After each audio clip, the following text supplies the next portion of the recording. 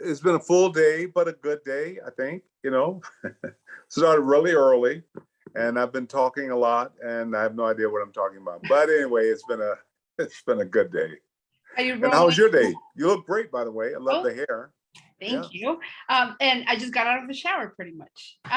So are you rolling Ghostbusters right now, or are you already finished with that? Oh, well, Ghostbusters, yeah. Well, we did the one last year that came out around Christmas. And so now they're writing the new one. I haven't seen the script, but I know they're in the process of writing it. And I just been busy working on a bunch of other stuff. And yeah. Yeah, I know you're working on your own projects, and then you just finished Quantum Leap. So yeah, well, we haven't finished because that's a series that we're going to do. I know at least 13 episodes, maybe more. So we're in the middle of shooting that now. It'll premiere September 19th. So it's coming up. Are you excited about it?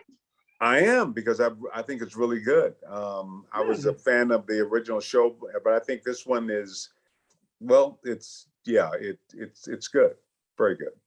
So tell us a little bit about the project, where you filmed, your character, how you prepare for it, because I know you do have something in common with your character. Yeah. Well, okay, we shoot the show over at Universal, NBC Universal, in Burbank there, and yeah, on the show I play a character, Magic, who was in Vietnam and had an experience. He's a lifelong military man. Once he becomes an admiral, he sort of finds out about this project, finds out that the Quantum Leap had been shut down. They left Sam Beckett, who was in the original series. He had never been brought home. And so he works very hard to get the project up. And so I run the Quantum Leap project. And that's kind of who, I'm not sure if that answered the question, but Well, I think your character, you have some experience as a soldier, or you started as a Marine. Oh, you're talking about me personally? Okay. Yeah, I went to the Marine Corps in '64, and unfortunately, some would say fortunately, I had asthma. I don't have so much trouble with it anymore, but because of the asthma, I was discharged early, and so I never went to Vietnam. I actually came back home and went to college. Yeah, so I was I was around during the time of Vietnam, and so life had a different path, whole different turn. I went in when Vietnam was just starting up. That was in '64. The whole platoon went to Vietnam, and just before we were to go, I found myself back at home and not knowing what I was going to do with my life. But it went in a different direction. So I thought the new Ghostbusters movie was going to come out on December 2023. Wasn't it? No. Well, no, that was the well, which one was the last one you saw? Did you see Afterlife? Yes, that one. Okay, so that that was last year. And now they have a new Ghostbuster video game that's pretty amazing. It's just coming out, and I know they got some other, things that are happening. I know there's plans for an animated series, but I don't have the details on all that. But the movie is in the writing process right now. So you have seen nothing? You haven't read anything? Nope, I've seen nothing, and I'm assuming I'm going to be in it. I never take anything for granted in this business, but I think I'll probably be asked to do it. I'm pretty sure, because your character, it was hinting that your character was going to. I'm like stoked about it. Like I want to know more what's going to happen. No, I'm stoked too. I want to know what's going to happen. But my character has become very successful, and he loves the whole Ghostbuster thing. So, he's the one I think who's going to get it back up, and we can explore the world of the paranormal. Do you remember when you first received the call that you were going to audition for this character for the first time? And do you remember what was the casting process and the monologue? Anything about it? Yeah, I had, I think it was several scenes. One was when I first went to get the job. Now the script was very different, and there was a long monologue. I was an Air Force major, demolitions expert. And so there was a lot of history with Winston, and I auditioned with that. But the first time I heard of Ghostbusters, I saw Ivan Reitman on an elevator. I had done a movie with him a year before called Space Hunter with Peter Strauss and Molly Ringwald. Mm-hmm. And the character I played in that movie was very different than Winston. And I think Ivan saw me as that character and thought I was all wrong for Ghostbusters. And I couldn't get an interview. I mean, it took me about 3 months of trying to get an interview. And everybody, all my friends had gone in, and finally they hadn't cast it, and they gave me an audition. And I went in, I thought I had nailed it, but it ended up, I came back probably about 5 times, did a couple of screen tests. I felt they wanted me, but they were trying really hard to find somebody else. And then reluctantly, because they didn't give me a very good offer. But I felt if I got a chance to do this role, it would be career changing. And then they gave me the role, but then they cut the part in half. And so it was a challenge. It was a real challenge, but it was a learning experience, a growing experience. And now 40 years later, I look back and I only remember the good times, but it was a real challenge. It really was. Why do you think it was so challenging for you? Well, because, you assume certain things. I was always told that if you're in a major motion picture, mm-hmm. And it's a huge hit, opens #1 at the box office, that's a career changer. Right. And so I did Ghostbusters, which was not only #1, but it was like the biggest film of the summer. And things dried up, I couldn't get arrested. And I'm like, whoa, what's going on? So so there were things I had to kind of make peace with. How do you still show up, keep stepping out there in spite of, it looks like everything is kind of almost working against you. But you get over that hump. It took me almost 3 years to get another movie. I got another movie, and then I did about 7 or 8 movies back to back, and then we did the second Ghostbusters, and the same thing happened. Everything shut down again. So gosh. Yeah, so that was kind of weird. But like I said, I learned how to just focus. Before the first Ghostbusters, I never did commercials or much television. I did a lot of television, Bosom Buddies, Taxi, just a whole bunch of, and I learned how to survive in this business because all the things I thought was going to happen didn't really happen. So how do you survive in this business?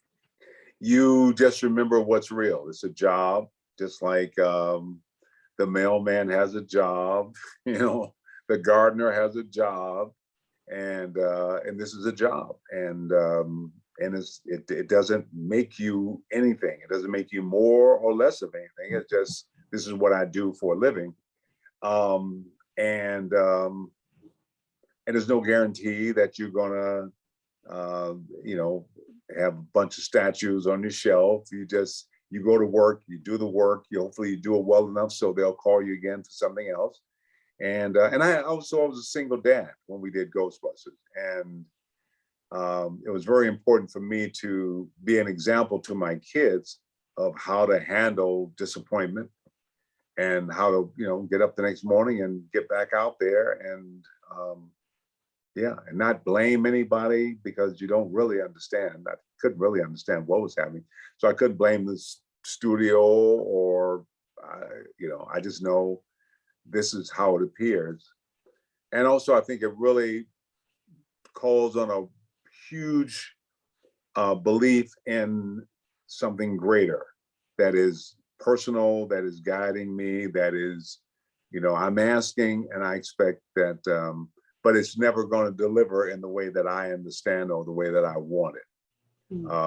And that's always worked for me. I mean, it's always, and my boys were boys, and it's hard to be in these United States and talk about life, liberty, pursuit of happiness, and then turn around and say to them, I can't pursue my happiness. So it was important for me to demonstrate that, yeah, I can have a dream and realize my dream, and this is how you do it. In spite of, there are times when it looks like it's never going to happen, but Do you remember any of the any parts of the monologue of the first time audition? Oh God, no, that was Never seen your casting video. Have you shared it? No, I never. Yeah, I never. God, I'd love to see because, like I said, we did a couple of screen tests. I'm sure they got to be somewhere, but yeah, I don't remember. It was. I just remember what was in it. It was but all the stuff that was in it was taken out of the movie, so that was kind of disappointing because it's, I guess it's yeah, but 40 years later, I'm smiling and standing. So Because sometimes I think when you're starting out, when people disappoint you, you have all kinds of ideas about how to retaliate or how to whatever, and it takes a discipline to just go, no, I'm going to just trust that it's going to work out. Yeah. So Hollywood hasn't changed much then since. No, Hollywood's going to be Hollywood, but Hollywood is how you interpret it. I have a lot of friends who came out to Hollywood because they did not feel good about their lives or themselves, and they wanted Hollywood to give them something that they didn't have. And when you want something from Hollywood like that, then you're setting yourself up for disappointment. Even because sometimes it'll give you a lot and then suddenly it all disappears. And now you got to go be a greeter at Walmart. So, and how do you still have a good life, So Hollywood will never give you more than you already have. So don't trade what you have for anything they're offering out here. But again, it's a job. And a lot of people working jobs, they don't, they have to show up. I love my job. So showing up was never a problem, but sometimes you look at people who seem to be not supportive, seem to be trying to hold you back. And how do I keep loving them and keep not judging them or trying to figure out what they're doing? Again, that's when you trust the universe. Yeah, so. So what do you think it's different from the actors that are always making movies and super popular? Do you think it's luck, or do you think is that they I don't know, they're hot in that moment, or they take advantage of their momentum? What is it that? Well, the funny thing about actors, maybe other people in entertainment as well, but certainly about actors, you never know why you're working. And you never know why you're not working, because you have it all. I mean, so I should be working all the time, but it doesn't quite work that way. So yeah, and every case is different. You talk to any two actors and they'll tell you their story, and it's totally opposite of how they got in and how they made it. I had an instructor in college at Yale, and who told me that I would never get a job because I was so good looking, or because I was so funny, or because I was so friendly. So he said, you better work on your craft because people will hire you because you're bringing something to the job. And so I never relied on that. But I have friends who, who believe they got cast because they looked a certain way, or because they were funny or because they were, all those things, maybe they show up in my work, but it's nothing I could rely on. You know what I mean? I think it's about you bring your best, and but if somebody's going to do it because they think I'm cute or something, and I've been in shows where they've cast people because somebody thought they were handsome, or, but I don't know how to navigate that. You know, Yeah, it's that has been my life. I don't.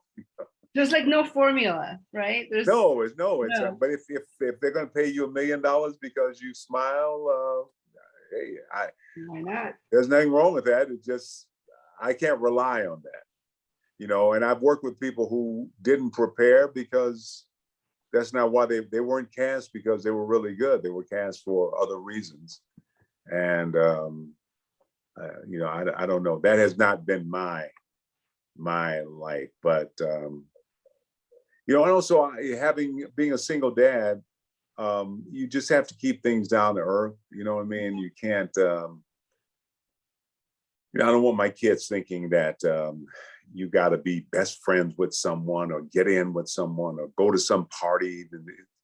No, none of that. You know, you just got to do the work. Just focus on the work. That's what. Who do you admire, like as the actors you admire, or the filmmakers that you admire to film? Yeah, I mean, there's so many people out there. I think anybody who found a way to be successful, and even if they found a way to be successful by being whatever, I mean, because it's so hard to. It's like this sort of intangible. You know what I mean? It's. I used to say, and it'll sound probably awful to say it now, but I used to joke about this business. Love is like, I found love in the theater because you work in a company and you rehearse a play and you know, you become family. You know, you rehearse for 6-8 weeks and then you're on stage for a year together. So whatever love I found in this business has been in the theater. But Hollywood and movies, it's like sex. You know what I'm saying? You're lucky if you get it, but don't think it's love, you know, because, you know, you'll think I'm the guy and then suddenly you're not the guy. I mean, it's very fickle. And so while you're there, enjoy it because, you know, her attention turns to, you know, to something else. Sorry about that. You got my son. So yeah, so just be aware that you just got to keep showing up and doing the work. Yeah. So Give up, huh? yeah, no. You can't get burned out either, because you can't get burned out. But there are times I remember going up for a television show. I really wanted. I just wanted to get this role, and I went in and I auditioned, and I just messed up. I just couldn't put it together the way I wanted it. And I came and I literally broke down in tears. I mean, I thought it was awful. I mean, you know, so but you know, you just got to step up the next day. You know, you wipe yourself off and you just I'm not trying to change Hollywood. It needs to change in a lot of ways, but that's not my job. yeah. You know, I need one job, you know, and you know, do what I can to make things better or whatever for everybody. But right now, I just got to go to work. Yeah, just gotta keep doing it. Keep going, you know, and is I always said, stay in the business as long as the business sort of stayed in me. You know, I'm in this as long as I'm going to give it all the love I have, but I want some love back. Because if you're in a business and 5-10 years go by and you ain't seen any love from the business, then maybe it's time to change business.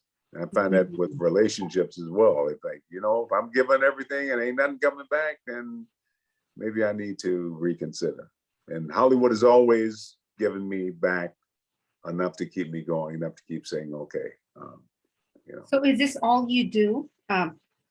You just focus on being an actor and producing, writing? Yeah, no, I've been an actor for, well, my son is 50, he'll be 57 soon. Your son a couple is weeks. Yeah, my son's 50. Well, I have two sons. One would be 57, the other one would be 54. And they have two boys in their 30s. But Wow. started acting before I had kids. And I've always been able to make a living. I had dinner with some actors, Tim Daly, Joe Mantegna, Joey Pantoliano, and we were discussing all the jobs they had early on in their careers. But once I decided to be an actor, that's all I've ever done. I've never had to be a waiter. I've never had to, you know, this is what I do. Some years better than others, but I've always made a good living. I've traveled the world. But at the end of the day, it's about the work. You wouldn't change any of it, right? I don't know what I'd change it to. You know, before I became an actor, really, I worked a lot of different jobs. I never felt very comfortable that I was very good at any of them. So acting is the one thing I know how to do. And if I wasn't acting, I don't. I'm not sure if I'd be good at anything. I'm like, I don't know how to build a table, or, you know, this is what I do. Hey, maybe teaching, acting. Yeah, but I've always had trouble sort of telling people how they should do. You know what I mean? My grandmother wanted me to be a minister, and I kind of go, I can't even tell my boys how they should. You know, I'm like, dude, I don't want you to be a mini me. You do you. Yeah. And I'll support you as best I can, but I can't tell you how to raise kids, because I raised my kids, but I didn't necessarily get the results I thought I'd get. So yeah, I think people just really should trust themselves more. There's the Bible talks about a Holy Spirit that guides you. People, you should take the time and tune into your own spirituality so you can hear that voice. There's a voice that will speak to you and will guide you if you quiet yourself enough to listen. So what's your gut feeling with Quantum Leap? Whatever you see, what do you think is going to happen with it? Well, I think, and I haven't been very good about judging, because there are shows that I thought would never see, and they're still around, and other shows I thought were going to be the biggest thing. So I'm not the best judge, but I think Quantum Leap is going to be a really exciting addition to a lot of product out there now. But I think people are going to really love the show. I think the way it's done, the writing, very creative. It's a very exciting show, and I'm so happy to be a part of it. Yeah, it's very tricky with reboots, huh? Like, yeah, well, I think it would be a big mistake if they try to reboot it. Right. So if they try to go back and do the original show differently, so we're not doing that. That show was what it was, and now it's been on hold, and now somebody's opened up this thing, and we're doing it now. So, we did a reboot of Ghostbusters, and that was a big mistake. So this is 30 years later, we don't have to do that. That was done then. That was a different time, different place. Now we're here in 2020, whatever, 2022. And so, I feel you. So here we are. We're not trying to, they did that, and you can't outdo that. So now we're doing our thing. It shares the title and the concept, but it's not the same show. So anything that we should expect from you this coming year? Yeah, I've been very busy. I have a show on BET Plus called The Family Business. This is our 4th season. And it's I'm the patriarch of a crime family. That's it's a lot of fun and pretty wild, great cast. So that's on like I said, BET and BET Plus. And then I have a movie I did with Woody Harrelson called Champions, that's coming out, I think, in December. Ooh, with Woody? That's nice. Woody Harrelson. How was it working with him? You must be. Is that what? How was it working with Woody? Like, I love Woody. It's amazing. We did a movie called The Cowboy Way with Kiefer Sutherland back in the 90s or 80s or something. But I love Woody. He's so good, and he's really good at this film. And then I have a movie that's coming out soon with Brian Cox. You know, Brian is in Succession, Mhm. and Kate Beckinsale. It's called The Prisoner's Daughter. Wow. So that'll be coming out. And then I shot a movie in the Cayman Islands called Retirement Plan with Nicolas Cage. So that'll be coming out soon. And yeah, you know, I just You've been busy. you know, every night and every morning I get on my knees and say thanks, and you know, happy that someone is willing to pay me for what I do. You know, maybe you could also do what Eugenio Derbez did. So the other way. Eugenio Derbez, have you ever heard of Eugenio Derbez? He's an actor. He did Instructions Not Included, Mexican actor that has done so many movies afterwards. Oh, okay. Yeah. Well, he was super famous in Mexico. Like, we all knew him. Right. But when he when he tried casting in Hollywood, it was just very difficult.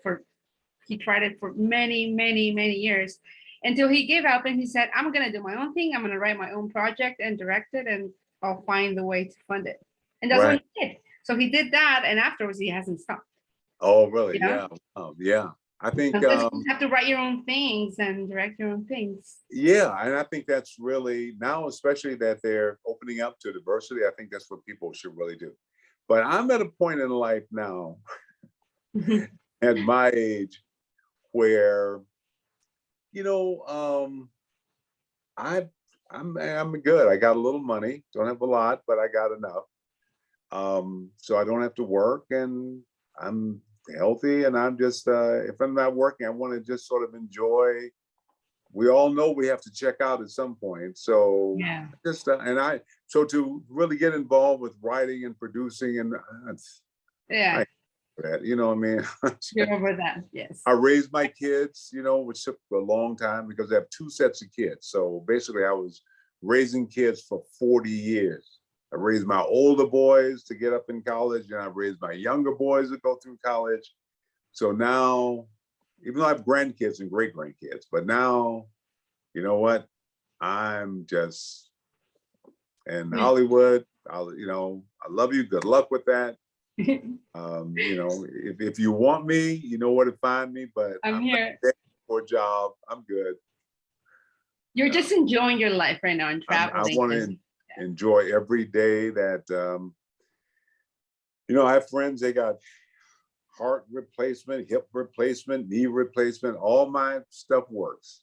So I want to enjoy it while I can. Well, you look very young. So I was very surprised at your son's age. I was like, what? I can't Well, thank you. Thank you. Huh? Yeah. No, I don't know what you do, but that's amazing. Well, you know, you try not to take any of it too serious and try to enjoy. That's really, and just give thanks. Appreciation is important. Ernie, it was just a pleasure talking to you. And I hope you give yourself some time to visit Mexico. Yeah, you know, I was there a couple of years ago for a convention. Now I haven't done those because of the pandemic. But yeah, I'd love to Quintana Roo, Cancun. I mean, Cancun is like the popular place. The international, you would arrive at the Cancun International Airport, but visit Cozumel. Oh my God, Cozumel is paradise. Oh, great. Okay. Cozumel, Cozumel. It's just paradise. Oh, okay. It's beautiful. You'll enjoy it. Yes, you'll just relax. Thank you so much, and it was just great. Pleasure talking to you. I hope great talking to you too. You take care. Good luck with everything. Gracias.